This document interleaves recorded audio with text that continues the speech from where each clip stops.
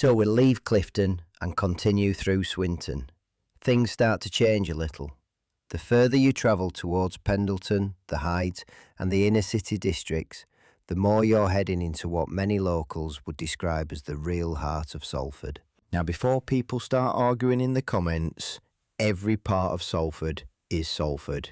But if you grew up around these areas, you'll know exactly what I mean. Once you come in past Hope Hospital, heading towards Pendleton, Langworthy and the old rugby ground areas, you're getting into what many old school Salford lads would simply call proper Salford. It's worth mentioning as well that the bottom half of Swinton stretches towards Monton, Worsley and eventually Eccles.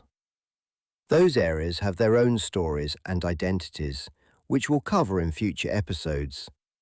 But for now, we're moving east, towards the centre of the city. One of the biggest landmarks around here is the hospital, known to most locals simply as Hope Hospital, although officially it's now known as the Hospital at Pendleton. For generations of Salford families, it has been one of the city's most important institutions.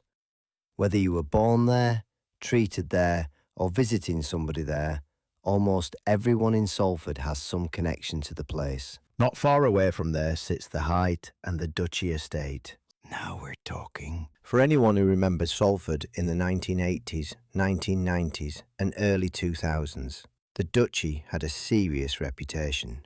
It was one of those places that people across Greater Manchester had heard of, whether they'd ever actually been there or not. Like many estates, the reputation was often worse than the reality. There were plenty of decent families living there, hard-working people just trying to get on with life. But there is no denying that the area saw its fair share of crime, violence and larger-than-life characters over the years. Talking about characters actually reminds me of an old mate from back in the day. He was known as Clarky from Cheetham Hill. Honestly, he was one of the maddest blokes I've ever known. The definition of unpredictable. Looking back now, I think he was probably struggling with a lot more than people realised at the time.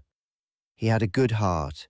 He knew Tundy and that lot in the early days, but he was completely fearless, and sometimes that combination can get people into all sorts of situations. He knew plenty of people around Manchester and Salford. I actually think he was on the streets for a bit. One morning, when I was still living at my mom's on Jackson Street, I got woken up at something ridiculous, like 5 in the morning. My bedroom was at the back of the house. Next thing I know, I hear noise outside the window. I pull the curtain back, and there's Clarky, halfway up the drain pipe. The bloke had literally climbed up the side of the house. I eventually let him in, and he's carrying a massive bag. The bag is absolutely full of money, mostly pound coins. Now, where the money came from, I honestly couldn't tell you. I think he's just robbed a pub or something. Oh yeah, that's right, it was a fucking fruit machine in a pub. But Clarky being Clarky, he was in a great mood. Apparently, we were going out. At the time, I had an old BMW I was trying to get rid of, and he'd been talking about buying it. Somehow, after very little discussion, and probably far too little thought, I ended up selling him the car for a ridiculously cheap price. The next thing, we're driving over towards Dutchy with my good friend Mike Higson, another brother from Little Holton. Clarky tells me we're visiting family. Whether they were actually family or not, I've never been completely sure. Eventually, we left him and the car there and carried on with the day. It sounds completely mad now, but at the time, it just felt like another normal day around Salford. If you've listened to Series 1, you'll know exactly who I'm talking about. There's an episode where Clarky ends up getting hit with a pickaxe handle during an incident and lands in hospital. Thankfully, he was all right in the end, but it gives you some idea of the sort of life and situations that seem to follow him around. Back to the Height itself. The Height is actually one of the smaller districts in Salford, but it has always punched above its weight. The full historic name is Irlam's of the Height, and it has a long history stretching back centuries before modern Salford developed around it. The East Lancashire Road cuts directly through the area and acts as one of the main routes into Manchester city centre. Thousands of people pass through every day without realising the history of the communities sitting either side of the road. The area has changed considerably over the years, but still retains that old school Salford feel. Long-time residents know each other. Families have lived there for generations, and there remains a strong sense of local identity. Near the East Lancs sits the community service officers, where offenders carry out community work projects around the city.